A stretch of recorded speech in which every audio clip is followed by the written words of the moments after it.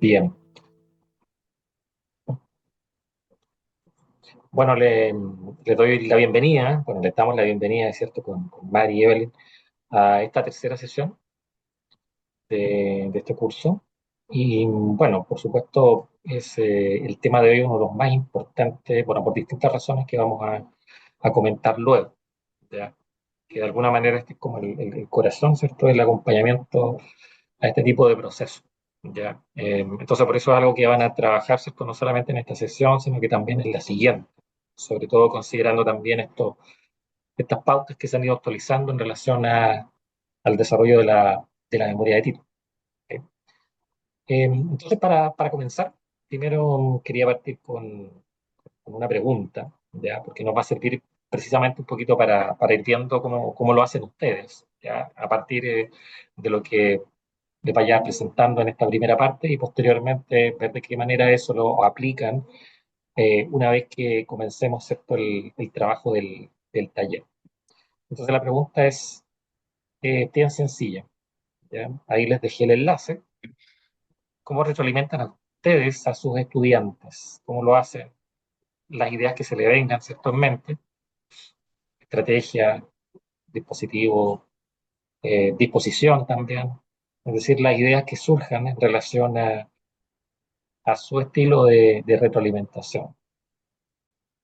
Por cierto, ahí hay espacio para que coloquen tres, pero bueno, claro, si te dicen que es una, dos, dos, si son más de tres, bueno, después las comentaremos a la vuelta, pero básicamente es que con esto nos vayamos situando un poquito también en lo que ustedes realizan, porque por supuesto una parte importante del taller que vamos a tener luego tiene que ver precisamente con sus prácticas. Así que eso va un poquito el interés de comenzar por acá. Yo voy a ir mirando mientras. Ahí la nubecita y cuando esté más gordita, ahí se las comparto. Bueno, van apareciendo ya más conceptos, así que vamos a esperar un poco más para que se vaya nutriendo ahí con su idea y que de Pablo, alguna pero manera parece también. que, perdón, Pablo solo Sí, permite como palabras clave, como que no me deja escribir o redactar un párrafo, por ejemplo, una idea más completa. ¿Cómo lo hago ahí? claro, claro, ¿no? Los conceptos solamente, claro. Sí, solamente las ideas más importantes. Dentro de esa frase, ¿cuál sería el concepto más importante? Porque Ok. después eso lo podemos ahí profundizar luego. ¿Mm? Partir con una lluvia de ideas. Ahí llegó más gente, parece. Bien. Bueno, gracias por este horario. Yo sé que es medio complicado a veces porque uno está saliendo del almuerzo para los que espero que hayan podido almorzar, ¿cierto? Porque también pasa eso que a veces se lo saltan, pero bueno, espero que no sea el caso. Bien. Ahí se está llenando de conceptos y de hecho hay uno que aparece con fuerza. ¿Ya? Creo que da un poquito cuenta de lo que vamos a conversar hoy día también, porque tiene que ver con eso que está apareciendo ahí con fuerza en el medio. ¿Ya?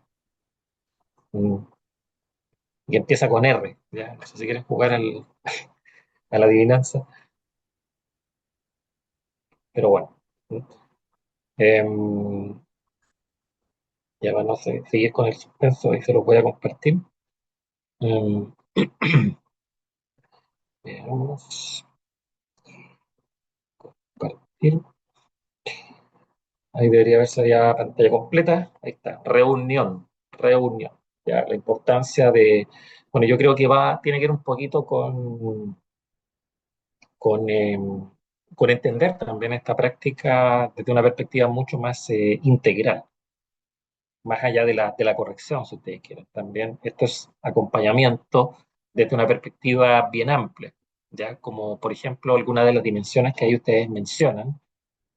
Em, por ejemplo, hay una parte que es textual, comentarios en documentos, preguntas dentro del documento, revisión conjunta. em, Hay otras cosas que ya son, ¿cierto?, más de ideas, síntesis de ideas, ¿ya? Objetivos, bibliografía, revisión bibliográfica, perfeccionar, ¿cierto?, sus ideas, es decir, no solamente una cuestión textual, sino que también una cuestión conceptual, ¿ya? Es decir, se van trabajando a la par. Y por supuesto, no es algo solamente entre, ¿cierto?, supervisor, supervisora, ¿cierto?, o guía y tesista, ya, sino que al parecer, ¿cierto?, es una relación también de colaboración en algunos casos. Y vamos a hablar algo de eso a propósito de las ventajas de la retroalimentación grupal también, ¿ya? Así que me parece que eso también es un concepto importante que aparece ahí. Bueno, experiencias, comunicación también, ¿ya? Usar, ¿cierto?, los documentos. Creo que hay conceptos bien, bien interesantes que ahí emergen. No sé si alguien quisiera comentar alguno de estos conceptos, ¿cierto? O algún otro que a lo mejor por temas del espacio, ahí justamente en la nueva palabra le haya gustado desarrollar más. Si escuchamos ahí, quien quiera tomar la palabra y comentar algo o desarrollarlo más, ¿cierto? O aclarar un poquito más el concepto. Estoy mirando, ya me estoy paseando. Ah, llegó Nicolás, ahí lo veo. Ya. Valeria también. Hola, ¿qué tal? Estoy dejando ahí una panorámica ahí avanzando. Bien. Voy a dejar de compartir ahí para que nos veamos, ¿ya? Bueno, la importancia de la reunión, ¿ya? Que eso de alguna manera equivale, en este caso, el caso del acompañamiento al aula, ¿ya? Si lo entendemos justamente como una práctica pedagógica. Entonces hay varios conceptos que ahí aparecen y que emergen, algunos que tienen que ver más que nada con, como decía, hacer todo este trabajo más directivo, pero hay otros que puede que tengan que ver justamente con otras dimensiones justamente de este proceso, ¿ya? Por cierto, bueno, estas mismas preguntas que les hice, a lo mejor quizás si surgen ahí reflexiones, como ya saben, lo pueden ir haciendo en el chat o bien tomando la palabra. Entonces, en esta primera parte vamos a retomar algunas de estas ideas que aparecen allí, ya creo que van a servir un poquito de contexto para lo que vamos a comentar a continuación y por supuesto la idea también es que esto lo podamos proyectar, como decía después en la segunda parte cuando pasemos al taller. Bueno, entonces voy a compartir ahí la presentación. Bien, entonces, bueno, aquí vamos a entender la reglamentación justamente como, como parte de un andamiaje que es formativo y que por supuesto es algo muy valorado también por nuestros estudiantes cuando se realiza de manera constructiva. Para eso vamos a comenzar primero por abordar algunos de los fundamentos de este tipo de retroalimentaciones, cuáles son las condiciones, las estrategias también, para que sea, ¿cierto?, una retroalimentación constructiva, la importancia de los comentarios escritos, qué cosas a lo mejor uno tiene que tener en mente cuando uno comenta de forma escrita, ya sea a través de observaciones o a través de preguntas, como algunos lo dejaron ahí reflejado en la nube. El tema de las reuniones también, que ustedes ahí lo marcaron como un momento bien importante, de repente, claro, por eso es importante ir nutriéndolo de lo que ustedes ya conocen, de su experiencia, porque de repente hay cosas que efectivamente hasta tienen que ver con el lugar de reunión, que pueden, en este caso, pueden ser facilitadores o obstaculizadores justamente de este proceso, ¿ya? Entonces también hay otras dimensiones que quizás que tienen que ver con el mismo espacio para poder facilitar mejor este proceso. Este concepto de supervisión adaptativa también, que lo vamos a ver luego, también tiene que ver con prácticas que seguramente ustedes realizan, pero efectivamente a lo mejor no conocían que existían estos nombres, pero lo vamos a comentar. El tema de la retroalimentación grupal, que ya lo había adelantado, y bueno, también algunos desafíos comunes y prácticas sugeridas para abordar estos desafíos más comunes, que la idea es que también ustedes puedan incorporar otros desafíos que seguramente también pueden emerger de este proceso. Bien. Eh, en primer lugar, bueno, cuando estamos hablando de una retroalimentación formativa para muchas personas, esto es de perogrullo, porque la retroalimentación incluye una orientación, pero no necesariamente para todos. Incluso a veces se tensiona la diferencia entre evaluación y retroalimentación. También para algunos, en realidad, todas las evaluaciones deberían ser retroalimentaciones. Y hay otros que hacen la diferencia, ¿ya? Pero básicamente, si vamos a usar esta estrategia como un dispositivo que va a permitir facilitar de que mis estudiantes realicen cambios, realicen ajustes, que se apropien también con su propia voz de lo que están desarrollando. También hay que entender de que efectivamente uno de los objetivos principales es orientar y mejorar la calidad del trabajo investigativo, ¿ya? Más allá de las correcciones, sino que se trata también de un diálogo que va fortaleciendo, por un lado, también las insuficiencias, errores que nosotros encontremos, como también la autonomía intelectual, ¿ya? Respecto a lo que están desarrollando. Entonces, si lo vemos en términos de dimensiones, efectivamente, por un lado hay una cuestión de identificación, ¿ya? Que debe quedar claro en una buena reglamentación, es decir, qué mejorar, también porque es importante realizar esa mejora y también cómo hacerlo, ¿ya? No solamente dejarlo ahí y efectivamente esperar de que uno de alguna manera lo adivine, ¿ya? Voy a poner un ejemplo que le pasó a un amigo que estaba bien molesto con una revista porque mandó su artículo a la revisión por pares. Ahí habrá que ver si efectivamente eh, la diferencia entre revisión y retroalimentación. Pero resulta que el artículo está listo, o sea, muy bien evaluado, qué sé yo, pero no lo pueden sacar porque el último comentario de uno de los revisores dice que hay un desajuste entre la bibliografía y el cuerpo del texto. La pregunta es, ¿qué desajuste? ¿Cuál desajuste? ¿Dónde está? Y no lo dicen. Entonces, claro, decía, son bien mala onda, ¿ya? Porque tampoco te ayudan, ¿cierto? A buscar algo que, de hecho, es un detalle, porque el resto de los revisores, por supuesto, lo aprobó el artículo. Entonces, efectivamente, eso lo pongo como contraejemplo de una no retroalimentación formativa, porque se entiende que tiene que haber una orientación que no le resuelve, ¿cierto? El problema a quien a lo mejor lo debe afrontar, ¿ya? Sino que le da la indicación para que pueda desarrollarlo. ¿Ya? Por lo tanto, yo diría que ahí la diferencia es bastante clara. Lo contrario es una corrección. ¿Ya? Se entiende que en la corrección ahí no se promueve la autonomía, pero la reglamentación sí. ¿Ya? Entonces, en el cómo hacerlo está precisamente esa orientación. Y bueno, y por lo tanto, ahí hay factores ya que no solamente son evaluativos, sino que también son, como ya dijimos, formativos, pero también motivacionales. Es decir, se refuerza justamente el compromiso con lo que uno está trabajando en la medida que uno tiene claridad justamente sobre lo que tiene que hacer, que es lo que, como les comenté, le pasa, ¿cierto?, a mi amigo que lo está haciendo con otra persona, que genera desmotivación, ¿ya? Como que ya quieren dejar ahí votado el tema y después lo retoman o después insistir. Y por supuesto que tiene que ser, lógicamente, específica en la orientación. Ya no solo cosas generales, sino que de alguna manera es como también dar las indicaciones de cómo llegar a una dirección. Mientras más precisas sean esas indicaciones, mucho mejor. Lo que no significa que uno vaya a hacer el recorrido, sino que quien tiene que hacerlo es precisamente mi estudiante. Aquí hay otro concepto también importante que a lo mejor justamente lo conocían algunos, ¿ya? Que tiene que ver un poco por la importancia de que una persona que tiene más experiencia, que tiene más preparación, pueda acompañar a otra que en este caso tiene menos experiencia y menos preparación, ¿ya? En esta etapa estamos hablando de un proceso, como ya lo habíamos abordado en la primera sesión, que es más que la escritura de este tipo de trabajos, sino que también es como la primera piedra dentro de la inserción disciplinar y profesional de ese estudiante en una comunidad experta.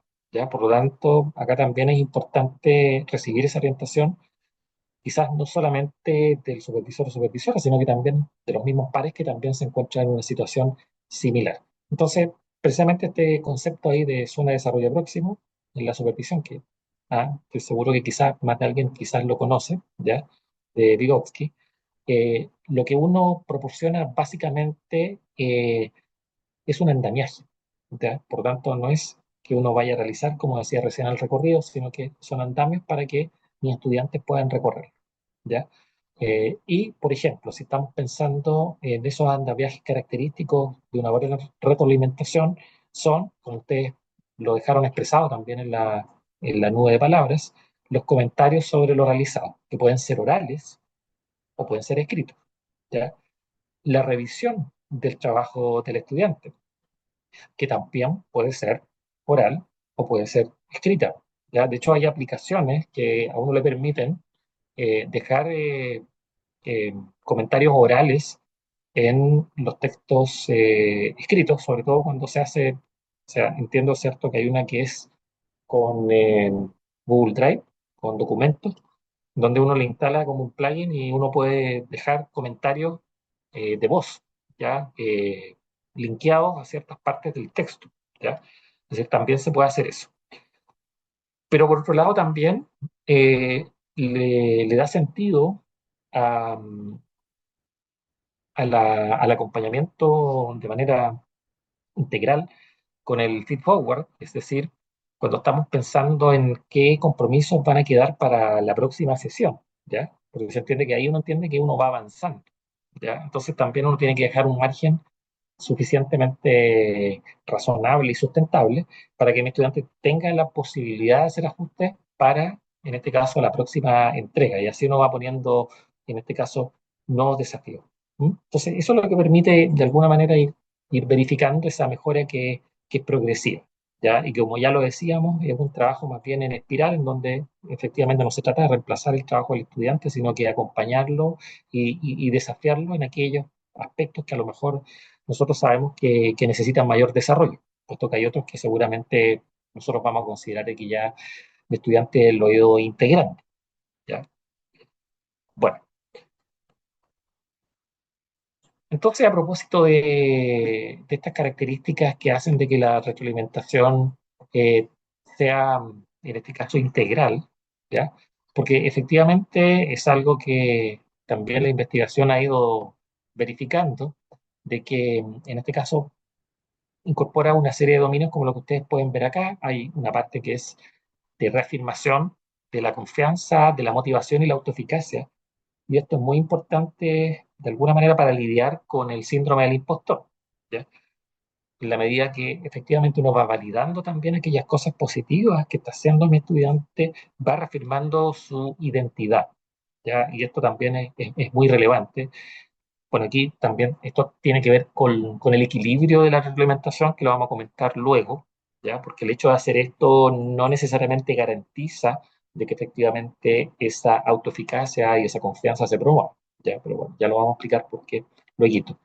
También respecto, ¿cierto?, de los procesos de pensamiento y decisiones sobre el texto, es decir, hay una decisión obviamente cognitiva y que tiene que ver con los conceptos, con las investigaciones que por supuesto se están usando para fundamentar, por ejemplo, las hipótesis.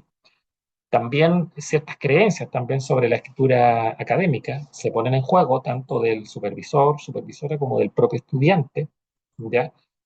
De alguna manera, en esta etapa es importante hacer ver de que esto no tiene que ver solamente con cuestiones de redacción, entre comillas, sino que tiene que ver con formas de comunicar y construir el conocimiento en cada disciplina. Y lo que es bueno en una disciplina, a lo mejor, o recomendable, o sugerible, en otra no lo es tanto, ¿ya?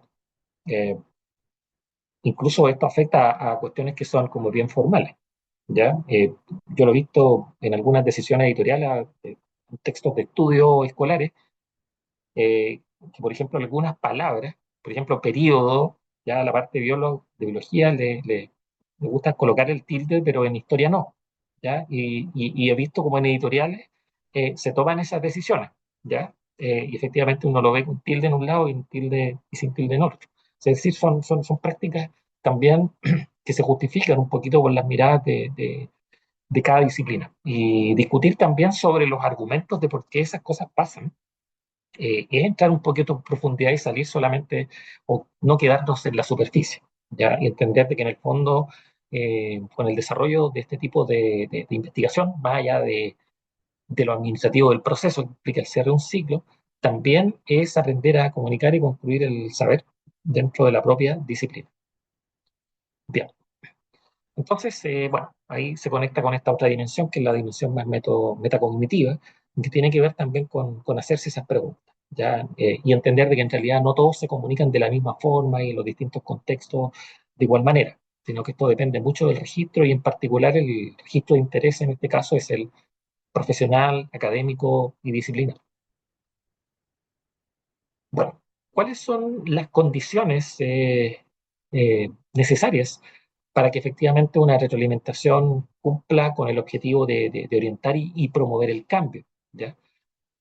Bueno, sabemos de que efectivamente, como decía recién, hay un proceso ahí de enculturación del estudiantado que es progresivo, que no es que se dé exclusivamente en esta etapa, pero de alguna manera este hito demuestra o da cuenta, incluso en términos de certificación, de que efectivamente el estudiante cuenta con las competencias académicas y profesionales para cerrar su ciclo, ¿ya? Entonces, de nuevo un poco reforzar lo que decía recién, que se entienda que no solamente esto tiene que ver con un proceso administrativo, sino que también, de alguna manera, también se está negociando ya ese ingreso ya a las formas de pensar, escribir y argumentar en la propia disciplina, ¿ya?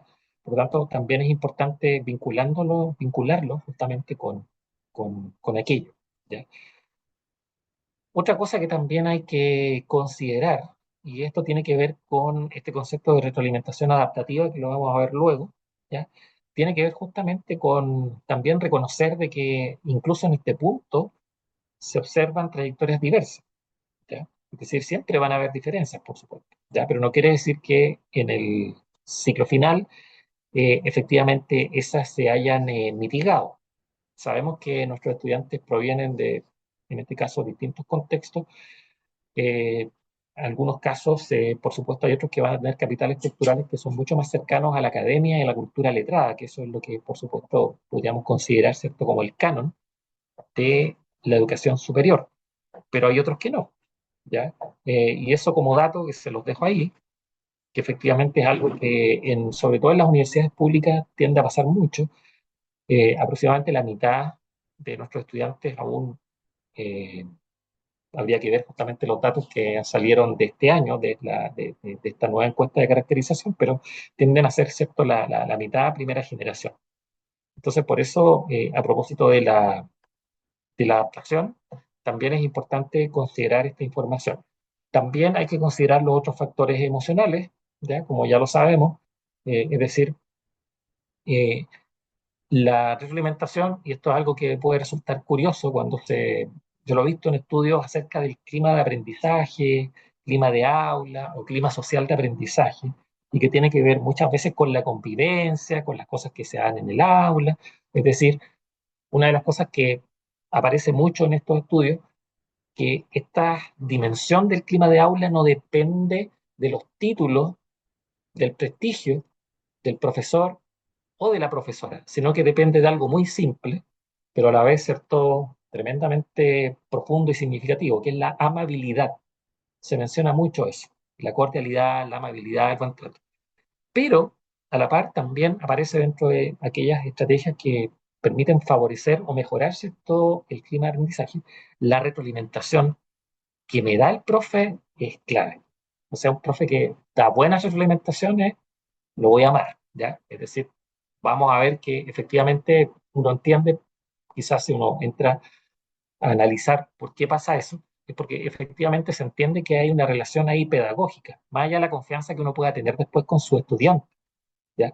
Pero el supuesto básico es que lo que se establece y lo que se construye es una relación pedagógica en una sala de clase, y en este caso, durante las reuniones del proceso en este caso, acompañamiento a la escritura de la memoria de título. Por lo tanto, aquí el eje fundamental precisamente de este acompañamiento siempre va a ser la retroalimentación. Ya, volviendo nuevamente a Vygotsky, en el fondo ellos también esperan recibir de parte de ustedes esa orientación, esos consejos que les van a servir para su futura inserción académica y profesional. Bien, entonces, cuando estamos hablando de los comentarios escritos, ¿ah? Como ustedes lo señalaron ahí en la nube de palabras, aquí hay algunas orientaciones que les pueden servir justamente para entender, en primer lugar, cuáles son sus tres funciones clave. Indicar lo bien logrado, es decir, acá muchas veces nos olvidamos ya de destacar lo bien logrado, o a veces, ¿cierto?, lo omitimos, porque obviamente nosotros inconscientemente estamos considerando de que eso está bien y lo omitimos. Es demasiado importante comunicárselo. ¿ya? Más allá de que efectivamente uno quede con la sensación, ah, mira, mi profe no me dijo nada, entonces quiere decir que está bueno. No es lo mismo que la reafirmación de que mi profesor, ¿cierto?, lo reafirme, ¿ya?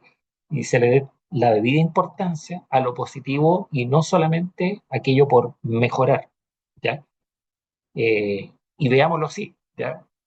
Yo sé que a veces, ¿cierto? Puede que hay algunos que no les gusten tanto los eufemismos, pero acá tampoco tiene mucho de eufemismo, sobre todo en un proceso formativo, porque si estamos hablando de algo negativo per se, como una condición, tampoco estamos dando la posibilidad de que efectivamente eso se pueda revertir. Entonces, si es así, claro, a lo mejor no tiene mucho sentido que este estudiante continúe, ¿cierto?, en ese proceso formativo, porque uno ya está haciendo, ¿cierto?, un juicio anticipado sobre eso, ¿ya? Por lo tanto, hay que tener cuidado también, tacto, en términos de cómo uno lo comunica, ¿ah? Para que se entienda como tiene que entenderse, es decir, entenderlo como un feedback, como una reglamentación. Bueno, indicar lo bien logrado, también mostrar precisamente lo que hay que mejorar y ojalá de manera específica. Por ejemplo, como ahí lo dice, en esta sección no queda evidente la relación entre los datos y tu argumento principal, y a su vez proponer sugerencias, ¿ya? Y ahí siempre alimentar el desarrollo, como ya lo habíamos comentado en la primera sesión, del desarrollo de la voz propia. Bueno, por ahí aparecen también algunos justamente consejos específicos para los comentarios que sean cercanos en el tiempo. Bueno, esto de las 2 y 3 semanas es como ya lo sabemos, esto de los 15 días para la revisión, es decir, hay una lógica también que se va instalando en nuestros estudiantes, en donde la expectativa es que al menos transcurridas esas 2 semanas haya novedades, ¿cierto?, en relación a lo que ellos enviaron. Y especificidad también, eso es importante, no quiere decir que es solo eso, sino que también el juicio general es relevante, pero que de alguna manera también se complemente con estas observaciones más específicas. ¿Ya? Bueno, esto de la agencia, del reconocimiento también que contribuye a la motivación intrínseca y a la autoeficacia, reconocerlo como un agente válido dentro de la disciplina. O sea, podrías considerar, es decir, sugerir, qué sé yo, en vez de tienes que hacer esto, deberías hacer esto otro, porque de alguna manera también implícitamente se asume un rol pasivo, ¿ya?, en el estudiante, en donde uno asume de que efectivamente no sabe y soy yo quien le va a decir, ¿cierto?, qué cosas debería saber. ¿Ya? Verlo de alguna manera como también un par en ese sentido, o un aprendiz, también puede contribuir a reafirmar también esa persistencia. ¿Ya? Porque, como decía recién, en la retroalimentación se juegan muchas cuestiones que son motivacionales. ¿Ya? También hay estudios que hablan justamente de situaciones a lo mejor de frustración e incluso de abandono por, en este caso, la retroalimentación que se está recibiendo. ¿Ya? Así que eso también es muy relevante para que no abandonen el proceso. El equilibrio, ¿ya? Y aquí aparece cierto este concepto que había comentado recién. Eh, es decir, lo ideal es que sea uno a uno, siempre entre observaciones positivas y áreas por mejorar. Porque no podría decir, bueno, en realidad, no, si yo destaco, ¿ya? Pero resulta que la proporción es 20-80, ¿ya? Destaco 20, ¿ya? Y por mejorar 80. Entonces eso también frustra, ¿ya? Así que efectivamente es llegar a un equilibrio. Y esto no quiere decir que uno va a estar diciendo algo que no es verdad, sino que también tiene que ver con eh, tender un poquito hacia una perspectiva un poco más objetiva, ¿ya? Y, y que a veces tiene que ver precisamente con lo que nosotros declaramos en nuestras rúbricas también, que son muy relevantes. Porque cuando uno llega a la hora de colocar, ¿cierto?, la rúbrica, ¿ah? No sé si han hecho el ejercicio también de, de utilizar algunas herramientas ahora, ¿cierto?, de inteligencia artificial, ¿cierto?, para que con las rúbricas ya también miren el trabajo del estudiante, ¿ya? Uno se da cuenta a veces de los sesgos, que a veces, ¿cierto?, no reconoce cosas que incluso en las mismas rúbricas que uno diseñó están incorporadas, ¿ya? Entonces también es un ejercicio interesante para ir mejorando nuestra retroalimentación. La cantidad, por supuesto, priorizar los comentarios más relevantes también para cada etapa, eso es importante porque tampoco se trata de abrumar de comentarios. Ahí se produce lo que en comunicación se conoce como saturación de información, que en el fondo ahí se convierte ya prácticamente en algo que va en detrimento de la propia comunicación. Por lo tanto, ahí tienen que ser bien certeros justamente los comentarios, ¿ya? Y no comentarlo todo, ¿ya? Es decir, aquellas cosas que nosotros consideramos que son esenciales para que mi estudiante siga avanzando en la línea en la cual lo estoy conduciendo y orientando. Bien. Eh, Aspectos a considerar en las reuniones, ¿ya? Y que estoy seguro de que muchos de ustedes, ¿cierto?, lo hacen, ¿ya? Hablar un poquito de eso. De ahí podemos conversar un poquito más al respecto de, de cómo las desarrollan. Bueno, lógicamente que es necesaria la reunión, ¿ya? Porque más allá de que nos comuniquemos por correo, mándame un avance, yo te corrijo o te retroalimento, o sea, obviamente que hay que entender de que, como lo dijimos en un principio, este proceso es un proceso integral que incorpora otras dimensiones que van más allá de lo textual. Entonces, por eso es fundamental la reunión. Y ahí uno también puede ir profundizando en aquellas cosas que son más relevantes, ¿ya? Y que uno, por supuesto, quiere ir andamiando mejor, haciéndole preguntas, porque a veces en realidad una comunicación por correo es muy limitada, como para yo poder enterarme qué cosa puede estar pasando. Y sobre todo cuando atendemos al contexto del propio estudiantado, que es una de las dimensiones que también hay que tener claras al momento de reglamentar. Bueno, lo vamos a referir un poquito más adelante ahí en la presentación. Por ejemplo, primero la apertura, ¿ah? Conocer quién es mi estudiante, orígenes, cómo ha sido su trayectoria, es decir, conocimiento general de la persona en particular. Cuáles son los desafíos, cuáles son las expectativas también de este proceso, que eso no es menor, ¿ya? Porque aquí, como ya creo que en la primera sesión algo de eso apareció, uno podría encontrar con una expectativa que no es tal. A lo mejor mi estudiante lo que busca, ¿cierto?, es que esta tesis se convierta casi, ¿cierto?, en un artículo de alto impacto en la disciplina. Entonces eso también permite hacer el ajuste de expectativas, en donde nosotros a lo mejor podemos decirle en realidad, eh, ese no es el objetivo central a lo mejor de este trabajo, sino que tiene que ver con otras cosas, pero sí es un punto de partida, si es que te interesa el área académica, de ir hacia allá, por ejemplo. ¿Ya? Bueno, es importante en la reglamentación, como ya lo decíamos, equilibrar estas tres dimensiones, fortalezas, áreas de mejora y estrategias. También, en el punto 3, identificar conjuntamente espacios más críticos para la siguiente ronda, es decir, aquellos aspectos que habría que priorizar. Ahí donde está precisamente lo que aparece ahí en el tip forward, describir qué se espera abordar en una próxima sesión, cuáles son los compromisos que se van suscribiendo, ¿ya? Y, por supuesto, es algo que en el cierre de la reunión, de alguna manera, en un ciclo ideal, siempre debiesen cerrarse acuerdos al final de una reunión, ¿ya? Ese sería, ¿cierto?, si ustedes quieren, como el ticket de salida de estos encuentros, confirmar acuerdos, plazos, disponibilidad para consultas, etcétera. Y cosas que, por supuesto, pueden ocurrir en el camino, como ya lo sabemos, ¿cierto? No sé, que ustedes tengan algún viaje, ¿cierto?, por algún congreso, por alguna otra actividad en particular, que va a implicar que a lo mejor no se van a reunir en el horario en que habitualmente lo hacían. Bueno, todos estos elementos, por supuesto, aparecen precisamente en esta etapa. Bueno, entonces aquí está este concepto de supervisión adaptativa, ¿ya?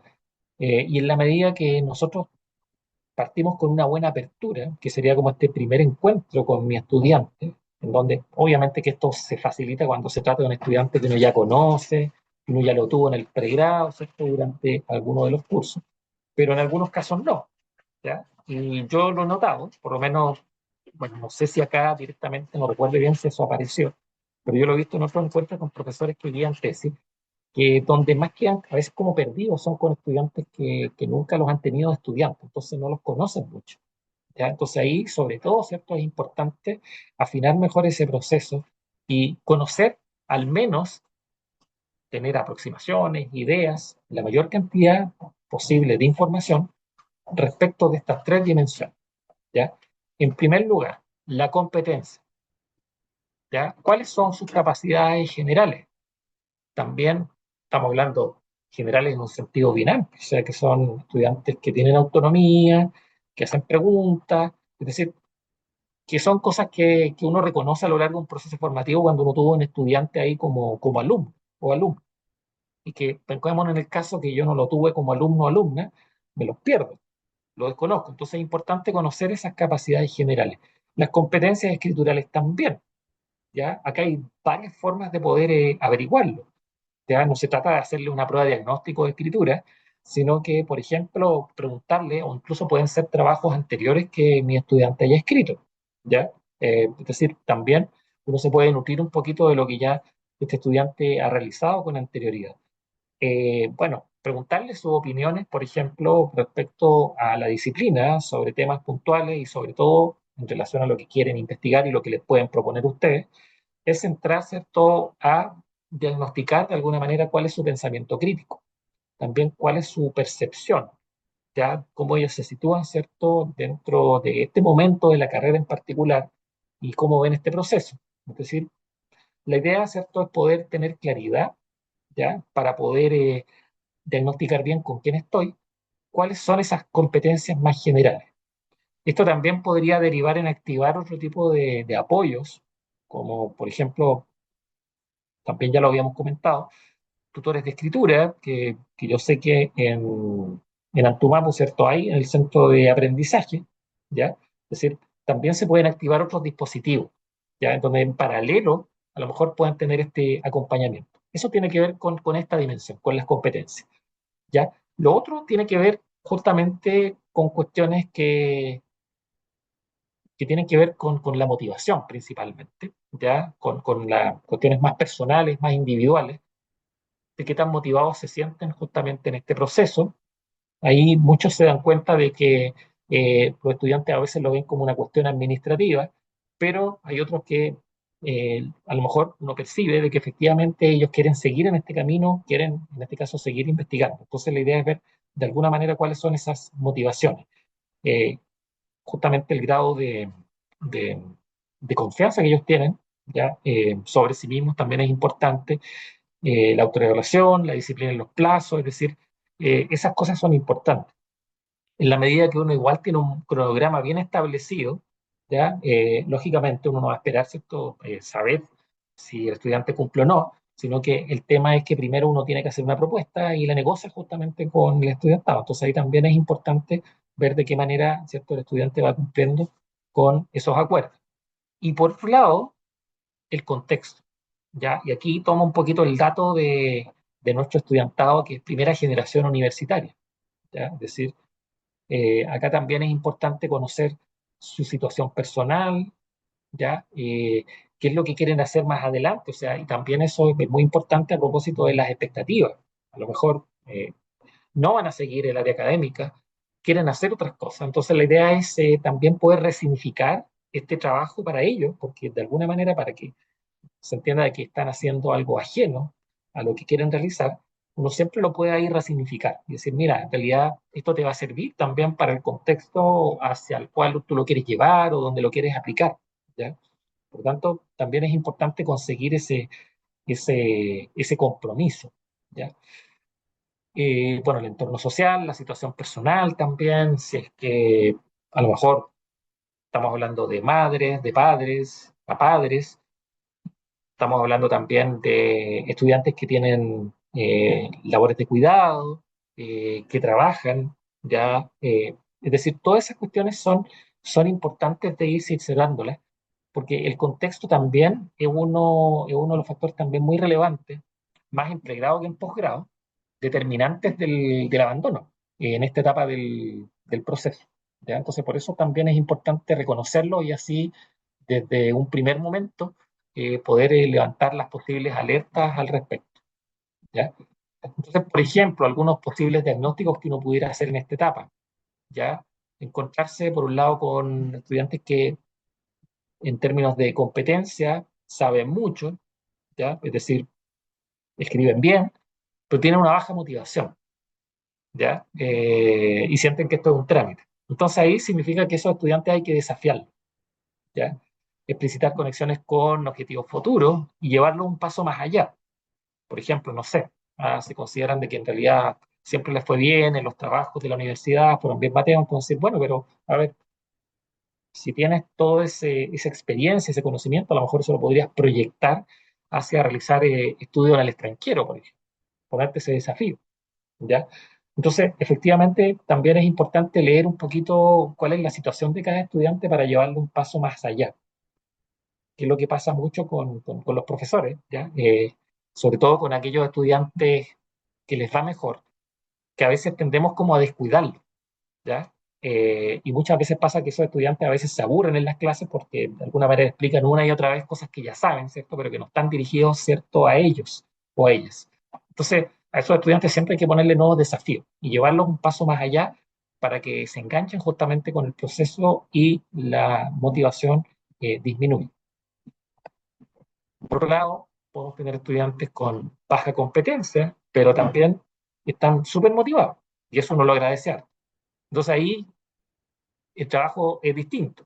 ¿Ah? Ahí la retroalimentación tiene que estar centrado, ¿cierto?, en la competencia, proporcionar mayor andamiaje, ¿ya? Esto de los apoyos que comentaba recién, que pueden encontrar dentro de la facultad o a nivel de la universidad, eh, equilibrar también la crítica con el aliento, también eso es importante, para no, en este caso, aminorar la motivación, que eso ya es algo eh, fantástico que exista.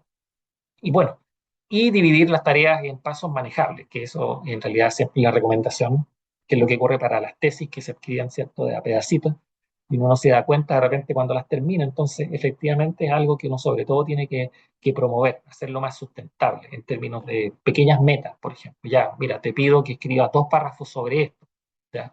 O te pido que trabajes solo la introducción, ¿cierto? Y así, ¿ya? Ese tipo de metas. Y bueno, también justamente nos vamos a encontrar con estudiantes que van a tener contextos que son complejos, ¿ya? Fuera de la universidad, y hay que mostrar empatía. La flexibilización también es importante dentro, por supuesto, de los tiempos que se puedan flexibilizar en este proceso, conectar con servicios de apoyo también.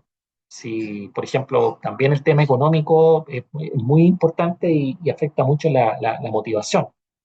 Eh, Reconocer desafíos sin disminuir expectativas también, eso también es otro consejo importante que uno puede seguir en este proceso. Entonces, estas dimensiones, ¿cierto?, nos van a permitir poder trabajar de manera más situada, atendiendo un poquito a las distintas características de mis estudiantes.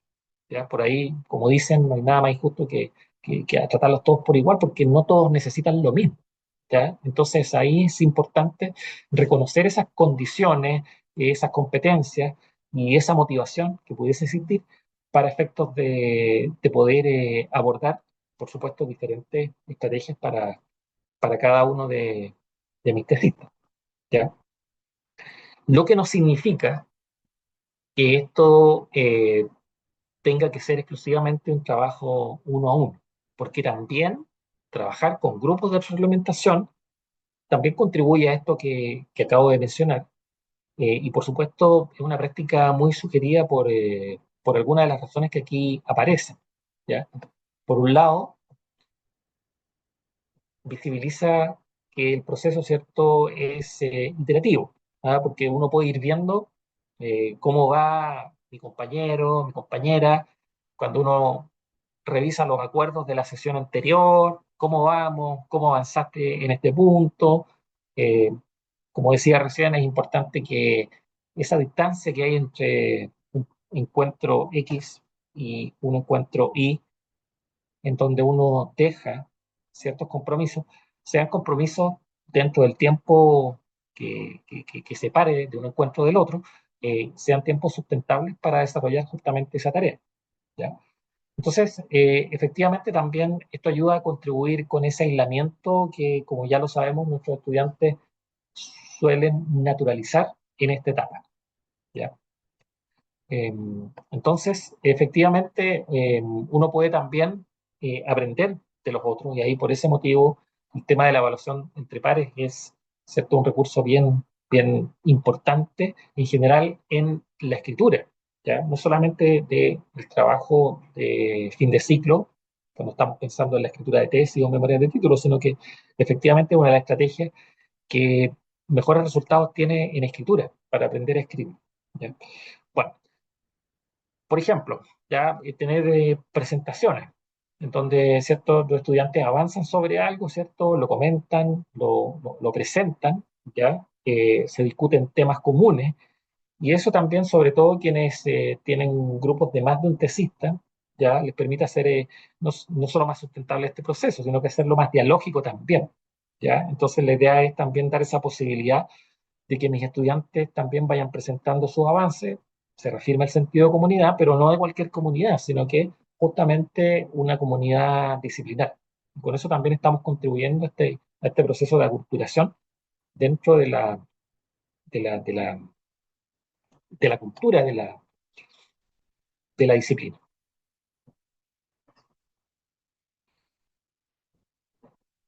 Bueno, algunos desafíos comunes, ¿ya? Y seguramente aquí podemos agregar más en el listado, bueno, cuando ustedes comiencen ahí a conversar en el taller, lo podemos ir viendo también justamente una vez que ya estamos terminando, ¿cierto? Esta primera parte de presentación de algunos temas que les puedan servir justamente para poder aplicarlos en el taller. Frecuencia y modalidad de reuniones, por ejemplo, ¿ya? Es decir, explicitarlo en algún documento en donde eso pueda aparecer. ¿Cuáles son los canales de comunicación y tiempos de respuesta? El tipo o frecuencia de la retroalimentación, las responsabilidades de cada parte, plazos de entrega y retroalimentación, canales de resolución de conflictos, es decir, es lógicamente cosas de las cuales ustedes conversan justamente con sus tesistas, pero también es importante tenerlo escrito en alguna parte, ¿ya? Presentárselo al estudiante para que quede claro justamente cuáles son los compromisos, cuáles son los acuerdos, ¿ya?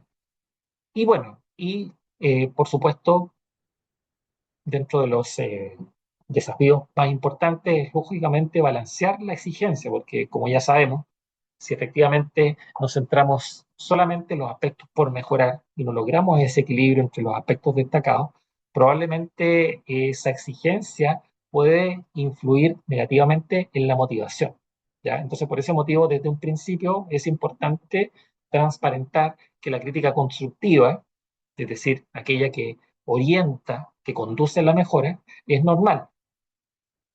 En ese sentido también es importante también entender de que los borradores son borradores, que nadie llega a una versión definitiva, ¿ya? De la noche a la mañana. Ahí, por supuesto, también algo que sirve mucho es compartir sus propias experiencias, ustedes como profes, de estudiantes, ¿ya? O, por ejemplo, se han tenido por supuesto, eh, situación, ¿cierto? De ser que le rechacen, ¿cierto? Un artículo, ¿ya? De hecho, hay varios, me acuerdo un artículo que, ahora se llama Los beneficios del rechazo, ¿ya? Que en el fondo te permite ahí hacer ajustes si el feedback es bueno y uno después de ese trabajo lo envía a otra revista. Entonces, acá todo está en construcción. Eso también hay que transparentarlo. Y que en el fondo ustedes no esperan que sus estudiantes tengan todo resuelto, ¿cierto?, en la primera sesión, ¿ya? Eso también es importante. Hacer la separación en que estamos hablando de una producción académica, no estamos hablando de la persona en particular, ¿ya? Este desafío también, como ya lo decíamos, entre comentar y editar, ¿ya? Por supuesto, los comentarios van en la línea de la retroalimentación, ¿ya? Porque lo otro ya va más en la línea de la corrección.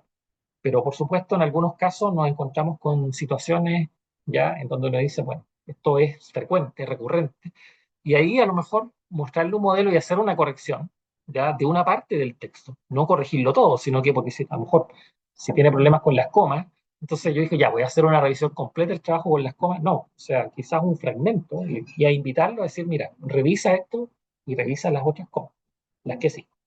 ¿Ya?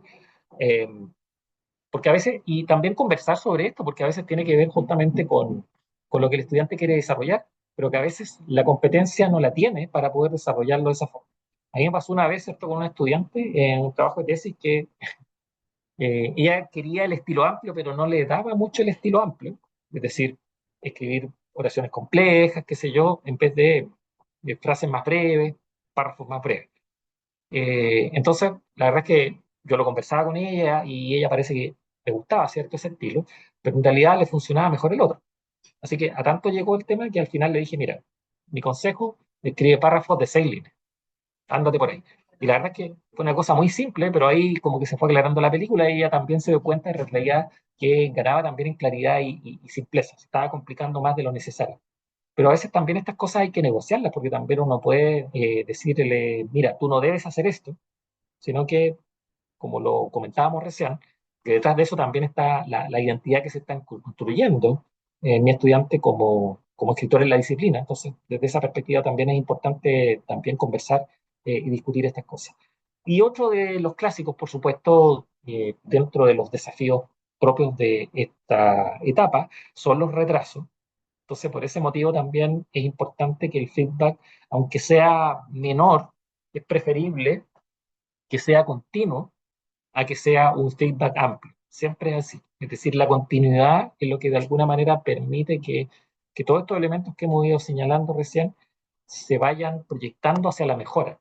¿Ya? Porque si efectivamente tenemos sesiones muy espaciadas, ¿cierto?, en el tiempo y con, por ejemplo, acuerdos de feed forward, como por ejemplo, ya, para la próxima termina el capítulo 2, ¿ya?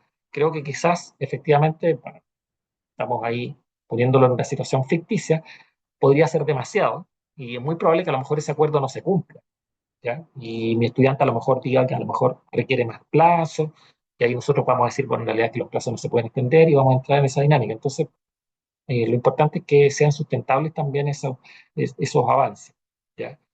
Y bueno, y la reglamentación siempre en pedacitos, ¿ya? Por supuesto, es más pertinente que esas reglamentaciones globales, pero muy espaciadas en el tiempo, como decía recién.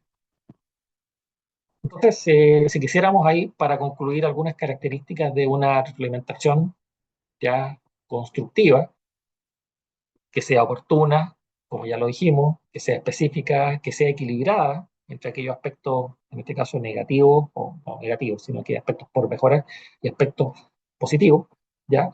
Que sea dialógica también, es decir, que también si vamos a tener el espacio de reunión, entonces la idea también es conversar estas cosas y entender por qué mis estudiantes toman esas decisiones escriturales, ¿ya? De dónde viene eso, porque a veces nosotros estamos leyendo y decir, pero ¿por qué se le ocurrió esto? Y uno lo primero que dice, no, esto no va aquí, no aplica. Pero después al momento de conversar con el estudiante, uno encuentra la razón y en muchos casos le encuentra sentido.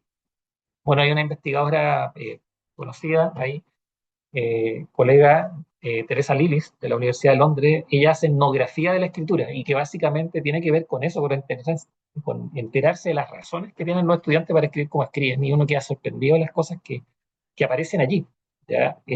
Bueno, he escrito harto sobre el tema, así que efectivamente también es una posibilidad de poder conocer mejor a esos estudiantes.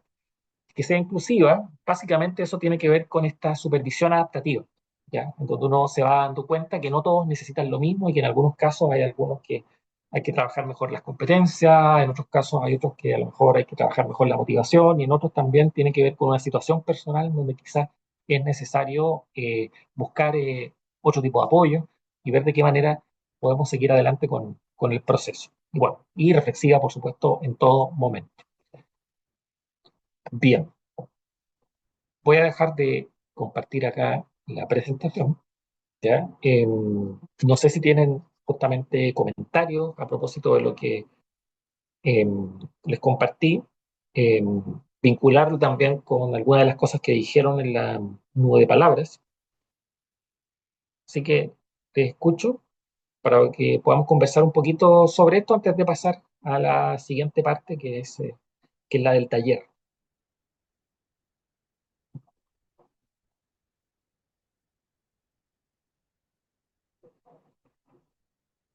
como para ir adelantando más o menos qué prácticas que aparecen acá ustedes reconocen, que realizan, por ejemplo, o cuáles no habían considerado a lo mejor.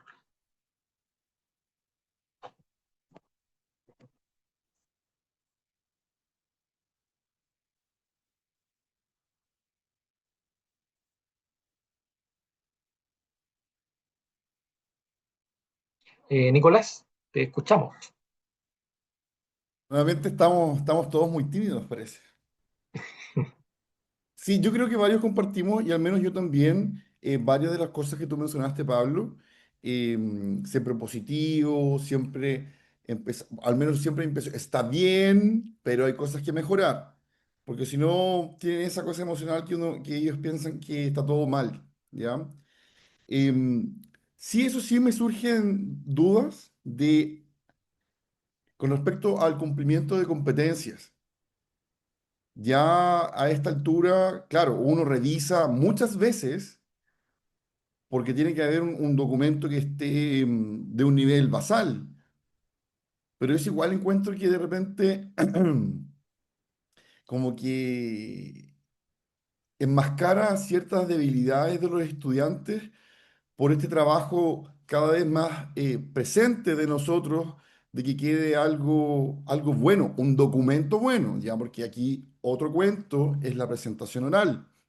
Entonces, por eso, y lo estábamos hablando por interno recién con Daniela, cuál es el equilibrio de todas estas formas que tenemos que acercarnos nosotros como guías de una memoria, que muchos, o si no todos lo hacemos, cuál es el límite de transformarnos como en ayudar demasiado y final darle un armatoste a algo que por sí solo no se sostiene, que es lo que debería hacer el estudiante, creo yo. Gracias, Nicolás. Aquí aplausos. Sí, sacaste aplausos ahí, claro. Bien. Alicia también quiere decir Quería algo. levantar la mano y claramente sacó aplausos, Nicolás. Pero bien, yo comparto lo que dice. Qué bueno que alguien más joven diga esto y no sea como reiterativo que yo me siento con más trayectoria, para no decir más vieja. Y, y que efectivamente siento eso, que de alguna forma quizás vamos como apoyando, vamos generando pequeños vicios, no sé. Me pasa que en el proceso de la memoria, muchas veces los estudiantes se ponen a trabajar, están haciendo otras cosas, y en el caso mío, también de repente los semestres con más carga o menos carga académica, busco hacer estas retroalimentaciones, incluso ensayos de presentaciones y todo, fuera del horario de la facultad. O lo hago a través de Zoom, al menos inicialmente y al final presencial, tratando de adaptarme a los horarios de los estudiantes. Es más, incluso grabo la presentación o la retroalimentación que hago para que ellos tengan ese video y recuerden con más detalle lo que fuimos conversando. Pero aún así cuesta a veces que finalmente se genere un documento más o menos estructurado, no en todos los casos, pero sí he tenido algunas situaciones en el último tiempo como bien complejas, que de hecho me llevaron a suspender una presentación del proyecto de memoria porque el estudiante no se preocupó de que viéramos el PPT antes, claramente lo hizo con inteligencia artificial. La inteligencia artificial incluso había cambiado el símbolo de la Universidad de Chile que estaba en la diapositiva 1. No hay problema en que lo haga con inteligencia artificial, siempre y cuando revise, edite, mejore. No tengo problema con eso, pero no hubo nada de aquello. Entonces, Em, me costó mucho morderme la lengua y decirle con súper bonitas palabras que había que mejorar, ¿ya? Y volvimos a hacer otro ensayo y no hubo tanta mejora. Entonces al final casi me puse a hacer yo las diapositivas y le mostré algunas diapositivas de ejemplo para, ¿cómo se llama?, ver si podía modificarlas. Y mañana tengo reunión con ella a ver si ha mejorado, pero no sé cómo dulcificar más esto de no ser tan em, directa, ¿ah? Y no sé si sin ser directa estoy empeorando la situación, porque finalmente cuando los estudiantes presentan también reflejan un poco el trabajo de uno. Entonces, de repente lo que decía Nicolás me representaba en cuál es el límite. ¿M? o cuándo los dejo solos como para que, entre comillas, a lo mejor del error aprenden. No lo sé. Gracias, Luisa. Francisca aparece y después Daniela, me parece. Y Lorena. Sí, gracias, Pablo. O sea, lo mío va en como un poco continuidad de lo que decía la doctora Valdés, que decía Nicolás. Me generó curiosidad el tema de la retroalimentación, ay, retroalimentación, un poco conjunta o trabajo de los equipos que tienen un tutor. Por ejemplo, puede tener tres tesistas, pre, posgrado, que claro, es como un escenario súper ideal. Bueno, y quizás la pregunta es para todos, en realidad, en su experiencia. Porque claro, lo que decía la doctora Valdés, el estudiante van hacia lo individual y uno lo ve. A mí no me ha tocado acá en esta universidad ver tesis y tampoco tengo tanta experiencia, pero eso es lo que percibo yo de otro tipo de trabajo con los estudiantes. Entonces, ¿cómo un poco eso se trabaja en estos tiempos? Porque también, claro, hacen otras actividades, prefieren temas remotos. Entonces, igual es como complejo un poco y de cómo tomen esas retroalimentaciones, si ya al tutor le cuesta dar una opinión, oye, está súper bien, pero puede mejorar. Esa parte me llama como más la atención de cómo lo individual un poco se fomenta la colaboración para mejorar esa intuición en la investigación, mejorar la calidad del trabajo académico, fomentar el pensamiento crítico también en esa etapa, porque básicamente eso también pasa a ser una herramienta y como entre comillas, un poquito la especialización con la que sale un estudiante con ese trabajo. Eso. Gracias, Francisca. Daniela y después Lorena. Hola. Sí, yo, mire, estoy muy de acuerdo con todo lo que han dicho, desde una vereda hasta la otra. Pero también hay una cosa, los estudiantes no son todos iguales. Y hay estudiantes que prácticamente se manejan solos.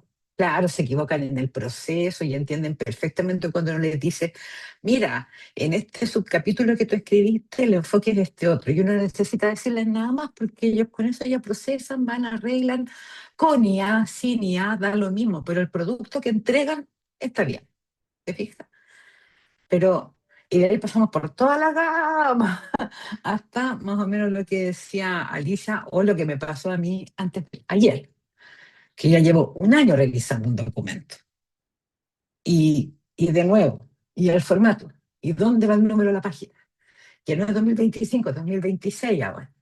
Y, en fin, entonces al final ya no es como decir, ya, sabes que me aburrí.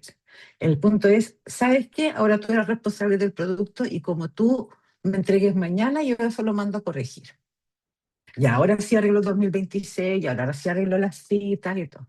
Entonces, a lo que mi conclusión con este estudiante es, realmente los estudiantes están esperando a que uno le diga el ejemplo que tú mismo, Pablo, decía. Mira, aquí te falta la tilde, el tilde. Acá tiene que ir un punto aparte. En esta parte de la discusión tienes que poner este párrafo de este paper. O sea, quiere la solución tan elaborada y ya tan lista que el estudiante, y a lo mejor todos en esta corrección de cosas pequeñitas, que son miles a veces, cosas pequeñitas, se pierde lo que el estudiante tiene que ganar con la memoria. Pienso yo, a lo mejor estoy, pero al final uno como guía de la memoria quiere el documento perfecto en la coma, en el punto, en el formato y todo. Y uno lo que debería hacer, yo no lo hago, pero lo que uno debería hacer es decirle, mira, este es el formato, yo no lo voy a revisar, tú te haces cargo. Yo voy a revisar que hayas formulado bien el objetivo, que tengas un trabajo docente académico aquí firme, aunque no descubran la cura del cáncer, pero lo que queremos es que lo que tú te planteaste se haga bien y que tenga una metodología que aborde tus objetivos y que un análisis de resultados que te dé algo con que discutir y cómo contrastar. ¿Te fijas? Entonces, todo esto que dice el Nico y que decía la doctora la Ali y todo, al final todo confabula en que se pierde el foco de la memoria, de para qué es la memoria. Así que yo ayer, como decía, decidí no revisar más, porque creo que un año de revisión es ya suficiente. y que se vaya como se vaya, ¿no?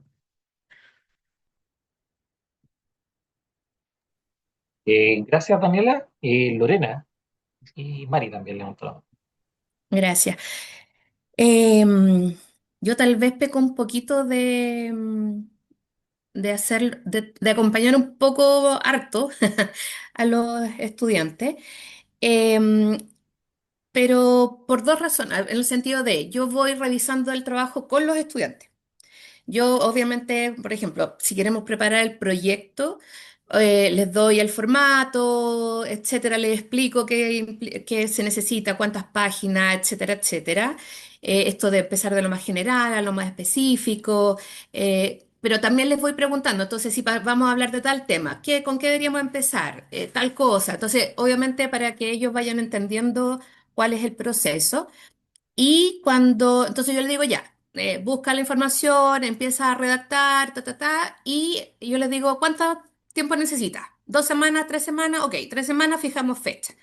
Y yo reviso con ellos cómo han avanzado, qué es lo que han hecho, etcétera. Ahí también es una cosa por mí en el sentido de que a mí se me mandan algo para corregir, como que siempre me pasa que no sé a qué hora corregirlo.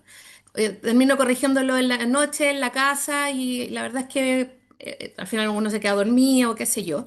Entonces, y por otro lado también me pasa que siento que al ir corrigiendo con ellos, puedo irles diciendo al tiro por qué está bien, por qué está mal, o por ejemplo, si hay algo que yo no entiendo de lo que escribieron, es como, ¿qué quisiste decir aquí? ¿Cuál era la idea? Tal cosa. Ya, pero ¿estás segura que eso lo decía el autor? Hay veces que reviso con ellos, ah, sí, está bien, ok. Ya, pero hay que decirlo de otra forma. ¿De qué otra forma lo puedo decir para que quede más claro? No sé qué. Entonces voy trabajando con ellos. Entonces, no esto de le mando de vuelta, es como redacta de nuevo o no se entiende, que al final es como que él no sabe qué es lo que está mal. Que un poco algo de lo que tú mencionaste en las diapositivas. Em, bueno, y así también pasa que, claro, la primera revisión a lo mejor en la parte está muy mal redactado o que muchas veces pasa, que creo que lo hablábamos con Nicolás en la sesión anterior, que como que no entienden esto o no saben que, por ejemplo, pueden tomar las ideas y armar un párrafo ellos y después lo citan. Y hay muchas veces que creen que tienen que tomar textual lo que dice el paper y no lo pueden modificar. Entonces, todas esas cosas como yo les voy explicando y para allá cuando llegamos a la escritura del documento final, como que ellos ya son mucho más independientes y yo igual sigo corrigiendo de la misma forma, pero que el argumento que te digo esto de que a qué hora lo corrijo yo prefiero estar con él y hacerlo, tener un horario fijo y tener al estudiante y todo, es una cosa también pues, de comodidad mía. Pero también siento que eso los hace crecer también a ellos, o sea, como que van entendiendo, van aprendiendo. Por ejemplo, ahora estoy trabajando en los resultados de un trabajo con un estudiante, entonces los primeros era como, pucha, escribí esto, pero no sé qué más escribir. Yo le decía, ya, pero ¿qué más podríamos describir de este resultado? ¿Qué más hay ahí? Ah, esto, ya, ¿cómo lo dirías? No sé qué. Entonces ya para la segunda reunión, el objetivo 2 estaba mucho más avanzado porque ya había entendido la metodología, etcétera. Entonces yo creo que igual los acompaño un poco harto. Como que los llevo bastante de la mano, pero siento que igual van creciendo en el proceso. Entonces, y ahí me aseguro también de que el documento vaya quedando bien y que ellos vayan aprendiendo y que finalmente, de hecho, cuando lleguen a la presentación también manejen la información y como que estén más como, eh, como que se sientan más confiados en lo que saben. Y no solo así como, no sé si escribí y si lo que escribí está bien y lo que sea. Entonces, eso es al menos mi experiencia. Gracias, Lorena. Mari. Gracias, Pablo. Había tratado de, pero ya se me fue olvidando en la medida en que fueron hablando, no alcancé a retener tanto, pero un poco me quería tomar de los comentarios que hizo la profesora Daniela Irawan, porque es real, digamos, que lo que yo entiendo que ocurre en la carrera desde mi experiencia como asesora es que tú sabes, Pablo, desde nuestra área, que escribir se aprende escribiendo. Entonces, en la carrera no hay oportunidades de escritura académica. Hay pocas, hay escasas. No quisiera decir no hay ninguna, pero yo diría hay muy pocas. Por lo tanto, si ustedes piensan en la escritura creativa, a los que les gusta leer literatura que no sea solo académica, de otros ámbitos, áreas, la gente que escribe está asesorada todo el tiempo. envía sus libros y los editores les desarman la escritura. Por lo tanto, el proceso de escritura es un proceso que es acompañado. No, yo entiendo lo que dice Nicolás en esto de cuánto le pongo yo respecto a cuánto el estudiante le va a poner para que sea el estudiante el que desarrolle la habilidad y no sea yo diciéndole tienes que hacerlo de esta manera. Porque ese no es el foco en el fondo, pues no es que el estudiante tenga que hacerlo como escribe Nicolás o como escribe la Daniela Luna, sino que encuentre su propia voz, que ha sido lo que Pablo ha tratado de decir estos días. Eso solo se logra en el acompañamiento y quizás una buena manera de que ustedes puedan, con el escaso tiempo que tienen, con la cantidad de tesistas, con todo lo que sabemos, que puedan organizar el acompañamiento es que lo planifiquen previamente. ¿Qué quiero decir con esto? No el talent, no pensar en un proceso de acompañamiento de cuáles serían las etapas en las que ustedes van a desarrollar el acompañamiento. Un poco, Lore, lo que estabas diciendo tú, o lo que decía la doctora Iragüen, no todos los estudiantes tienen las mismas características, ustedes desde su expertise ya lo pueden determinar, entonces saben en qué cosas los estudiantes necesitan profundizar más, algunos en la dimensión más retórica, como decía Alicia, otros en la dimensión más de contenido, y ahí ya hay un problema, ¿cierto? Porque hay que mandarlos a leer, porque hay que empezar en el fondo a pensar en este proceso de referencia, etcétera. Se los digo porque ustedes saben que en UNIDO tenemos un programa de acompañamiento en que ustedes mandan a sus estudiantes, Daniela Luna nos ha enviado estudiantes, la Lore, ya que otro par de académicos, y la forma en que lo vamos haciendo, que vamos realizando este acompañamiento con Martín, que me ayuda más en la parte metodológica, es ir trabajando con el estudiante e ir identificando con él cuáles son los andamiajes que necesita. Y partimos así la primera entrevista, porque probablemente ese estudiante que envía a la Daniela Luna, que me acuerdo perfecto un caso, Dani, que era una estudiante que era tope de gama más o menos de los estudiantes, y cuando iba a llegar a la parte de la exposición, no tenía problemas en sus habilidades comunicativas, lo que tenía era miedo, inseguridad. Entonces, quiero decir, hay distintas cosas que pueden resultarles bien o positivas como andamiaje y que tal vez sería ahora, a partir de estos talleres, una forma de que ustedes planifiquen en qué cosas pudieran ayudar y que no implique, conociéndolas aquí algunas como las conozco, que ustedes borren todo y les escriban ustedes la memoria a los estudiantes, porque eso es una carga laboral para ustedes extensísima y es algo que a los estudiantes no les contribuye ninguna mejora en su habilidad en realidad. Eso.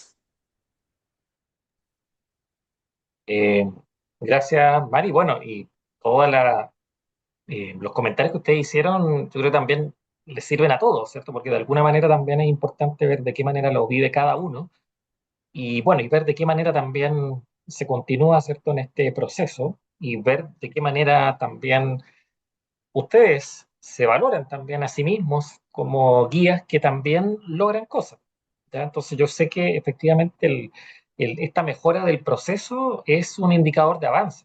Entonces también es importante, junto con aquellos aspectos que a lo mejor ustedes consideran que no se avanza tanto, pero por otro lado, estoy seguro que ustedes tienen avance, a lo mejor quizás en la escritura, en algunas dificultades, ¿cierto? Que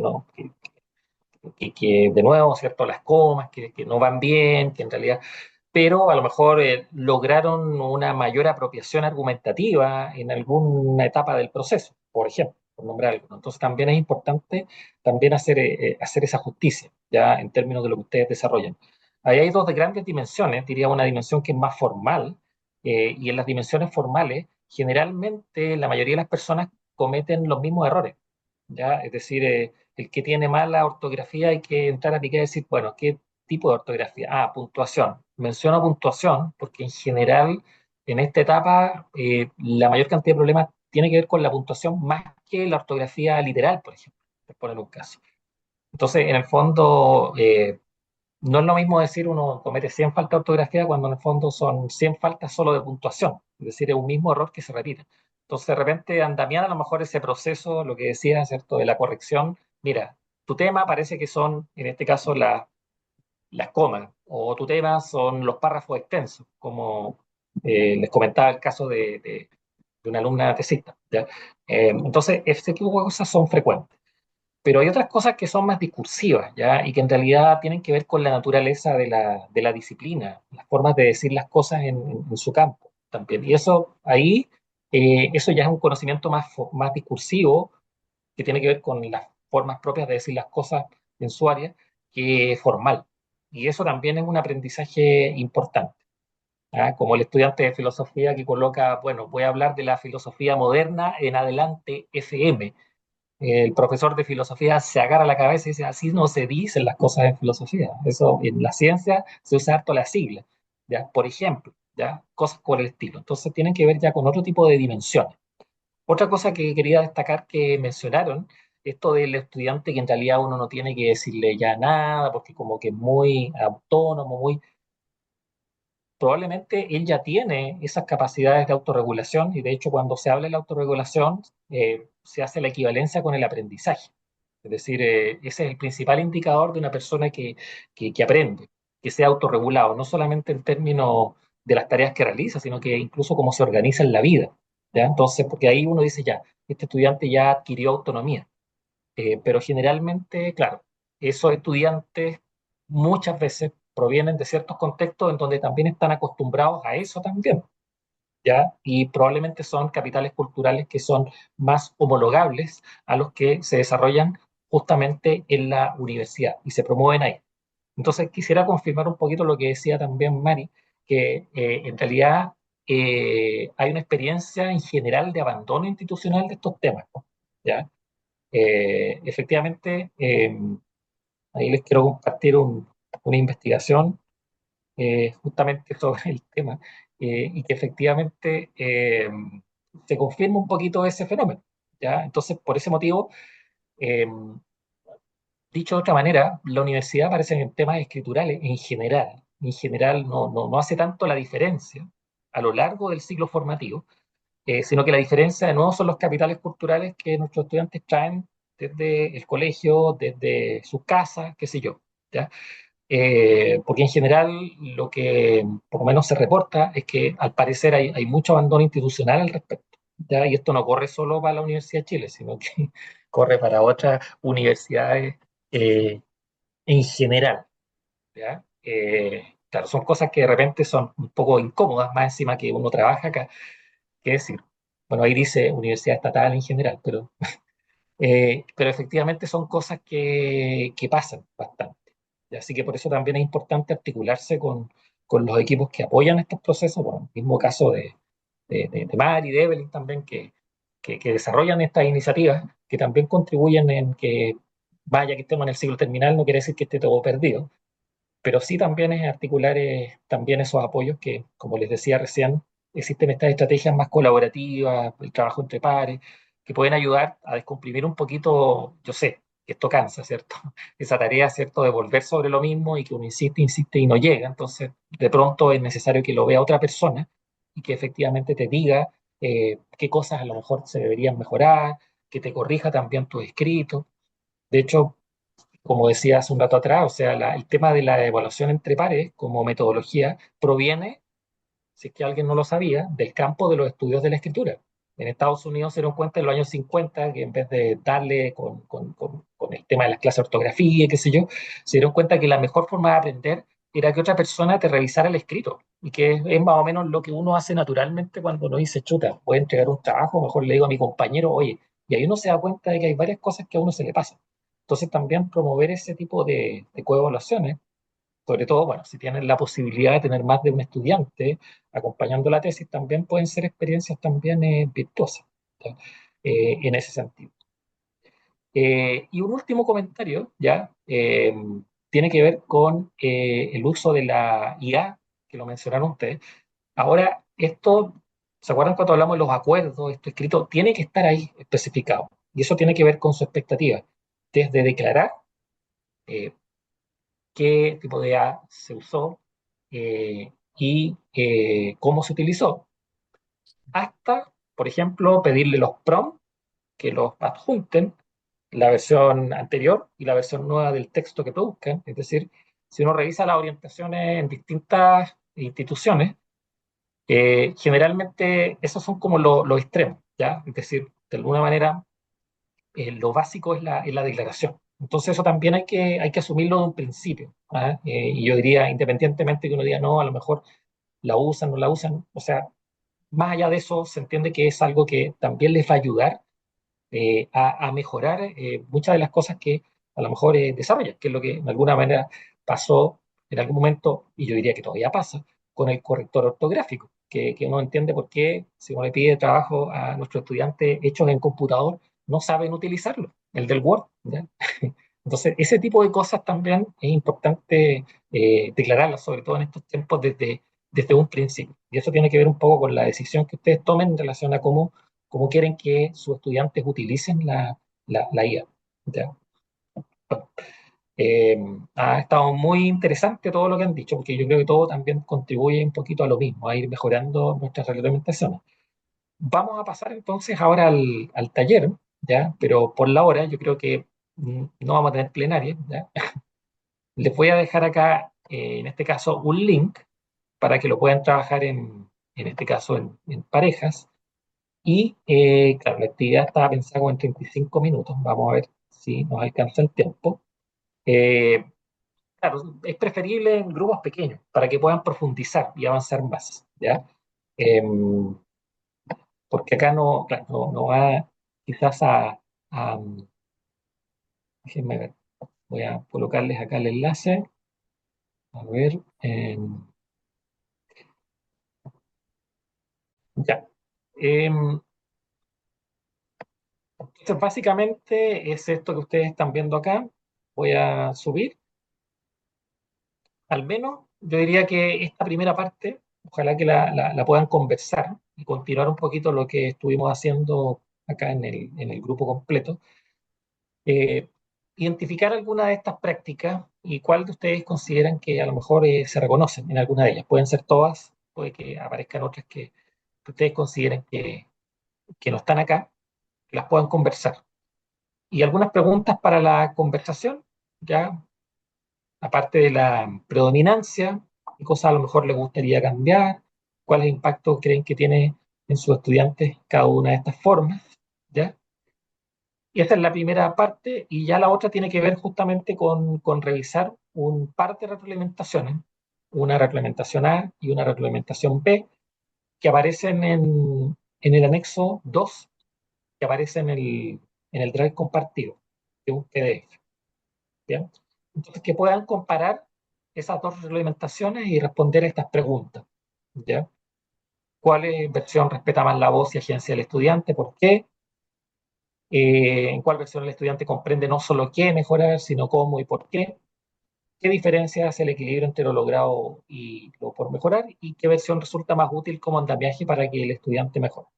¿Ya? Esas son las preguntas para la segunda parte, que tiene que ver con la comparación entre estas dos versiones.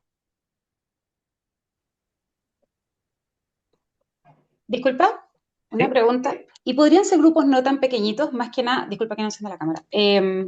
Porque, por ejemplo, yo tengo súper poca experiencia guiando tesis, muy poco tiempo, y creo que todavía estoy en una postura de recién encontrando mi propia posición con respecto a cómo vincular, cómo relacionarme con los estudiantes. Me hacen lógica todas las posturas que están mencionando los profesores, y creo que tiene que ver justamente con esto, con esta como poca experiencia y pocas oportunidades, y también algo que yo creo que es importante, que a lo mejor no lo hemos mencionado mucho, el perfil de los estudiantes que se acercan a ciertos tipos de profesores. Todos los profesores tenemos ciertos perfiles, entonces a veces está bien sesgado también qué tipo de, o sea, el perfil de los estudiantes que se nos van acercando. Entonces, quizás de a dos podría ser muy poquito en términos de la experiencia que pudiéramos aportar. Yo más que nada estoy como casi escuchando más que lo que pudiera aportar mucho, para que no sean parejas, digo. Sí, claro, no, sí, no, lo importante, sí, sí, tienes razón, ¿ya? Yo creo que también es bueno el punto que señala. Así que van a ser tres grupos, ¿ya? 3 a 4 por grupo. Ahí. Ah, perdón, tengo que sacar algo. Son Ya, 10 ahí de sí. ellos, podría. 3 grupos. ¿Mm? Podrían ser, ¿sí? Ya. Entonces, van a tener ahí 3 archivos, bueno, son 3 grupos, entonces la idea es que efectivamente trabajen con, bueno, dependiendo del número. En el 1 va a estar Beatriz, Daniela y Nicole. En el 2, Daniela, Francisca, Gustavo y Lorena. Y en el 3, Alicia, Nicolás y Valerio. ¿Ya? Vamos a abrir entonces las salitas. Vamos a poner ahí. Ah, bueno, espero que hayan avanzado, ¿cierto? Después de eso se los va a comentar Mari con respecto a la actividad de hoy, porque este tema continúa el día jueves, ¿ya? Así que ahí Ya. les va a dar más detalles en relación a la continuidad de eso. Pero claro, por el tiempo que nos va quedando, yo aprovecho también de agradecerle ahí su disposición, porque va a estar Mari en la sesión del jueves, ¿ya? Y por supuesto, bueno, les mando por ahí, que a lo mejor ya lo tienen ya, pero eh, no está de más, ¿cierto? Dejarles ahí mi correo por cualquier cosa que necesiten, que requieran en estos temas. Yo sé que ahí tienen un acompañamiento también bien potente, que lo que hace, ¿cierto?, el equipo ahí de la Unido, pero por cierto también tenemos estos otros recursos ahí del nivel central que también les pueden servir. Les compartí la página de aprendizaje, donde también pueden enviar ahí estudiantes para que puedan trabajar en estos temas. Como les comenté, está con el tema del techo de la casa central, así que no está pasando eso ahí, pero por supuesto pueden escribir ahí también a aprendizaje y les pueden decir cómo activar esos apoyos también con esos estudiantes, sobre todo en cuestiones más transversales ahí que ustedes consideren que requieren a lo mejor trabajo, y ahí tutores buena onda que te apoyan y tienen mucha experticia en esos temas, así que desde esa perspectiva creo que también es algo con lo cual ustedes pueden contar. Eh, Así que te dejo a ti, Mari, para que ahí comentes la otra patita. Muchas gracias, Pablo, por las sesiones. Aprovecho de agradecerte. Siento que fue útil. Estoy hablando por los profes también. Y nos vamos a seguir viendo en ese vínculo de trabajo contigo. Comentarle a los profes que espero que no falten porque voy a estar yo. Tienen que venir igual porque la sesión termina ahí. Ese día vamos a retomar el ejercicio que terminaron hoy día con el Pablo o que estaban haciendo con él. Vamos a partir con ese taller ese día. Si quieren, si pueden, avancen en ese desarrollo de preguntas y si no, en el fondo de ese día abriremos el panel como lo quería hacer la Dani, la Nicole, el Nico que hoy día ponían entre todos, ese día vamos a partir entre todos, ¿ya? Vamos a partir entre todos por ahí, nos vamos a dedicar a revisar la pauta de memoria con la que se revisa, así como que nos vamos a meter directo a lo concreto, a los tipos de observaciones de la pauta, etcétera, y en eso vamos a trabajar el día jueves. Y la sesión terminaría a las 11:45 por el tema de lo que les dije ese día de la cuenta pública para que así nadie se pierda ninguna partecita. ¿Ya? Así que eso, muchas gracias a todos, a todos. Nos vemos el jueves. Muchas gracias, Pablo. Que estén bien. Muchas gracias. Chao.